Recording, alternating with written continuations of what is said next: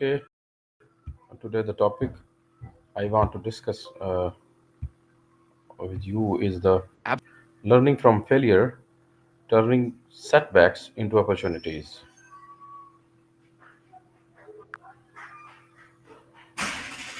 That's a fantastic topic.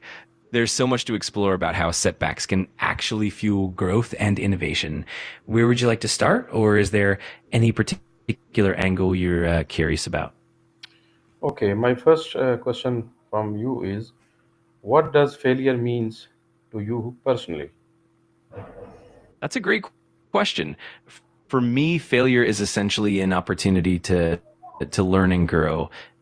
It's not just about not achieving a goal, it's more about the insights and the resilience we build along the way. It's like a stepping stone that helps us refine our approach and ultimately get closer to success. Okay, do you think failure is necessary for success? Why or why not? I definitely think failure plays a crucial role in success. It's often through our mistakes and setbacks that we gain the most valuable lessons and insights. Failure helps us identify what doesn't work, refine our strategies, and build resilience. In many ways, it's a necessary part of the journey that ultimately leads to growth and innovation. What do you think about that? Okay, all right. ChatGPT do not ask question from me, just only answer. Got it. I'll keep that in mind and focus on providing answers. If there's anything specific you'd like to dive into or any details you want to explore, just let me know. Okay. Can you recall a time when a setback taught you an important lesson? Absolutely. One classic example is when a project I was working on didn't go as planned and we faced a significant delay. That setback taught me the importance of contingency planning and the value of clear communication with the team. It also helped me become more adaptable and resilient, ultimately leading to better outcomes in future endeavors. Why do people fear failure so much? People often fear failure because it can be associated with judgment, disappointment, and a sense of inadequacy. There's often a fear of letting others down or even disappointing oneself.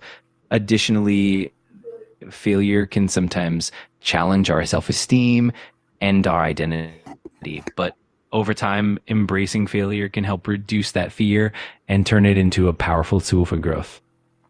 Okay. How can changing your minds transform failure into a learning experience? Changing your mindset can truly transform failure into a valuable learning experience by fostering a growth oriented perspective. When you view failure as a stepping stone other than a setback, you become more open to analyzing what went wrong, extracting lessons, and applying those insights moving forward. This mindset shift encourages resilience, adaptability, and continuous improvement, ultimately turning failures into stepping stones towards success. Okay. Tell me, what is the difference between a mistake and a lesson?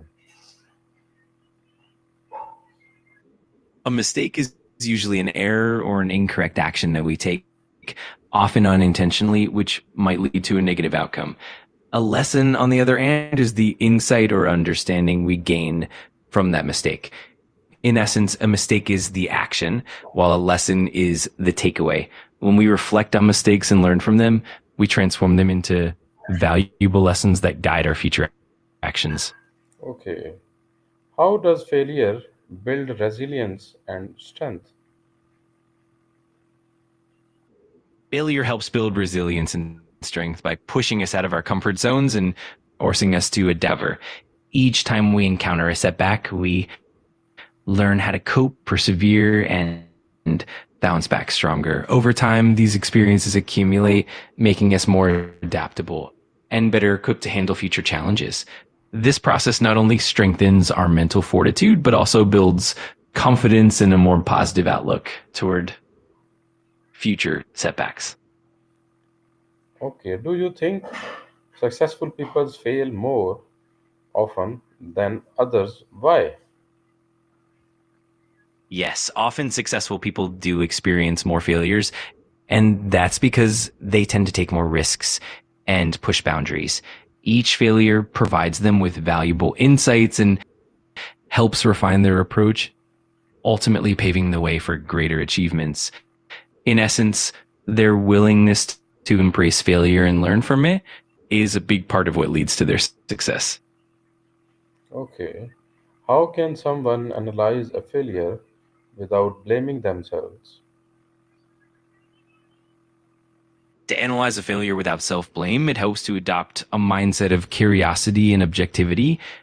Focus on understanding the factors and circumstances that contributed to the outcome rather than assigning personal fault. It's also beneficial to separate your identity from the outcome, viewing the failure as a learning opportunity rather than a reflection of your worth. By focusing on constructive feedback and actionable insights, you can transform the experience into growth without negative self-judgment.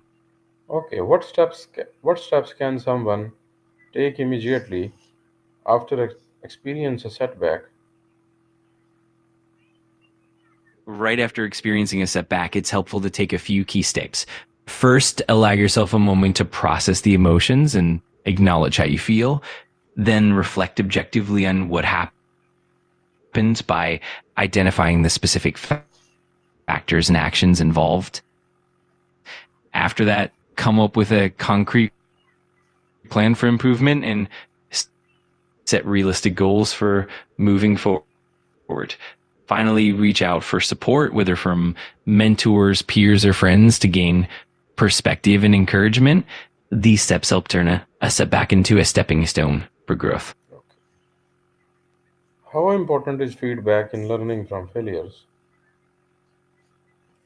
Feedback is absolutely crucial in learning from failures because it provides an external perspective that helps us identify blind spots and areas for improvement. Constructive feedback offers specific insights that we might overlook on our own, and it guides us in refining our strategies and approaches. Moreover, feedback helps us stay motivated and accountable, making the learning process more effective and ultimately leading to greater growth and success. Okay. What strategies help people bounce back quickly after failing? Several strategies can help people bounce back quickly. One is maintaining a growth mindset where setbacks are seen as opportunities to learn. Another strategy is setting small, achievable goals to build momentum and confidence. It also helps to practice self-compassion and be kind to yourself, recognizing that failure is a natural part of growth. Seeking support from mentors, friends, or peers can also provide encouragement and different perspectives. Finally, taking time for reflection and self-care can help restore energy and clarity, making it easier to move forward. Okay, how can you turn one specific failure into opportunity for growth? To turn a specific failure into growth, start by thoroughly analyzing what happened and identifying the key lessons learned. Break down the failure into actionable insights and pinpoint areas for improvement. Then set new goals that incorporate these lessons and create a plan to implement changes. Additionally, staying open to feedback and seeking support from others can provide fresh perspectives and motivation. Over time, this process transforms that failure into a powerful catalyst for Okay. personal and professional growth. Absolutely. If you have any more questions or want to dive deeper into any specific aspect, just let me know. I'm here to help. Okay, what daily habits help reduce the fear of failure? Building daily habits that promote a growth mindset can really help reduce the fear of failure. For example, practicing regular reflection, where you review what went well and what could be improved, helps you see setbacks as learning opportunities. Another helpful habit is setting aside time for self-compassion and positive affirmations, which can build resilience. Additionally, cultivating curiosity by exploring new skills and stepping out of your comfort zone gradually can also help desensitize the fear of failure. Over time, these habits build confidence and reduce anxiety around setbacks. Okay, ChatGPT, this is a very fruitful conversation. It is very fruitful for me. Thank you so very much for your information. See you again in another topic soon. But then, goodbye. I'm really glad you found it helpful. It was great chatting with you, and I'm looking forward to our next conversation. Have a wonderful day and take care.